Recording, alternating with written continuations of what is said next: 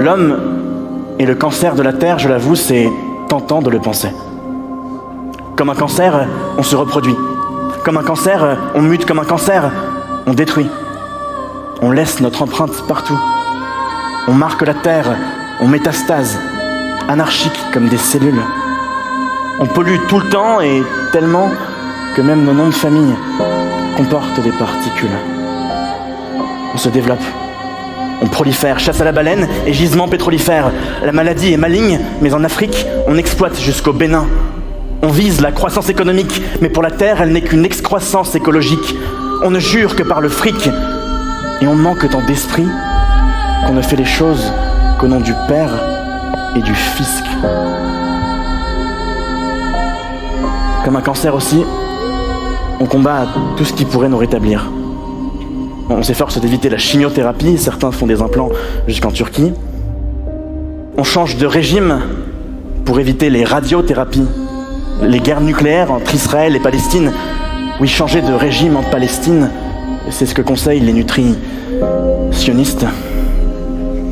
Et si on ne change pas de régime dans la région, ce qu'on risque, c'est le cancer du côlon. Même dans nos guerres, c'est la terre que l'on détruit. La terre qui crie, la terre qui hurle, sans que ses gémissements ne nous touchent. Oui, de l'Amazonie à l'Australie, la terre nous parle quand elle nous brûle. Et la preuve qu'elle nous parle, c'est que même ces incendies ont des bouches. Mais boucher, nos oreilles le sont aussi. Car tout cela, on y répond comment? En faisant comme moi, de la démagogie. Plus que l'homme, c'est sûrement ça, le vrai cancer, la plaie de la modernité. Les postures, les vertus de façade, les fausses noblesses dont on se drape. C'est bien beau comme moi, on donne de grandes leçons de morale, on parle d'écologie, de sens civique. Et puis comme c'est facile, on critique les politiques, les patrons et les élites. Alors que moi aussi ce matin, je suis venu en avion depuis Paris. Au fond, on est tous pareils. Pris en flagrant délire dans le feu de l'inaction. On n'est que des ordures sous le masque hypocrite de ceux qui trient leurs déchets. Alors, continuons comme ça, c'est parfait. Et puis dans 100 ans, quand le temps sera passé, on dira qu'on savait que c'était possible et qu'on ne l'a pas fait.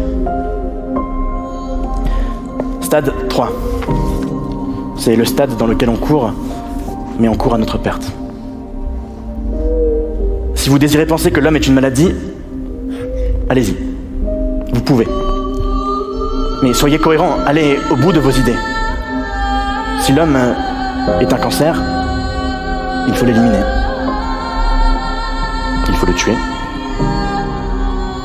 En l'occurrence, se tuer. Après tout, on parle de Sciurance, son sujet préféré, c'est le suicide. J'ai été convaincu que rien n'a de sens, et face à ça, rien ne rivalise. Il y a 2 fois où j'ai été sur le fil du rasoir, me demandant s'il fallait me couper avec. 2 fois. Sans que personne ne le sache. Jusqu'à ce soir, où j'ai failli être ce lampadaire qui s'éteint. Dans la ville lumière.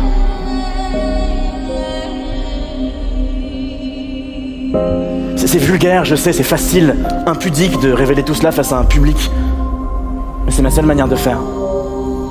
C'est pas pour vous convaincre en surgeant la corde sensible que j'effleure un sujet qui me dévaste. C'est pour rappeler à quel point cette pensée qui mène l'homme à se haïr lui est tellement néfaste. Qu'à trop se voir comme une nécrose, on ne connaît que les névroses. C'est pour affirmer que dans la terre, au fond des trous de nos mémoires, on ne récolte que ce que l'on sème. Et Dieu sait que l'on ne sème pas assez. C'est pour cela que nous ne sommes pas des cancers, parce qu'on se déteste.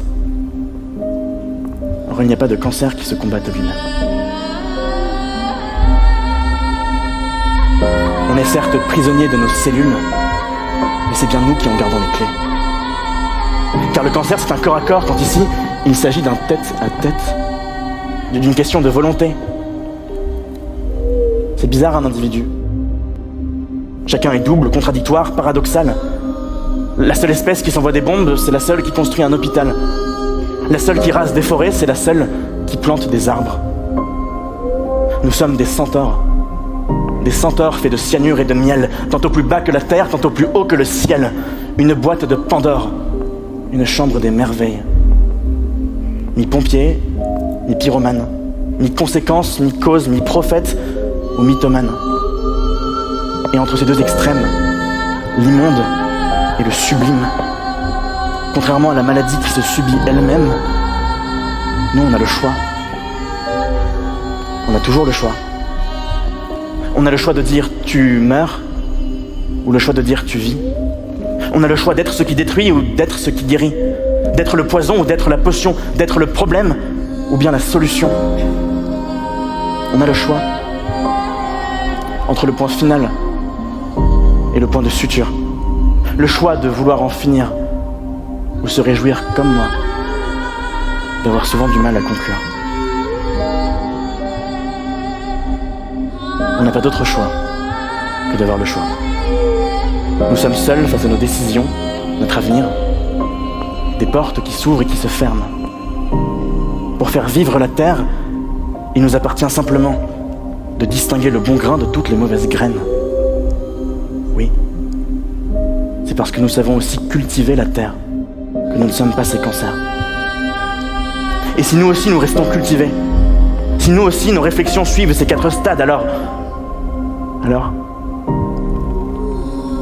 il ne dépendra que de nous de faire en sorte que la terre, contrairement à ce discours, ne connaisse quant à elle jamais aucune phrase terminale.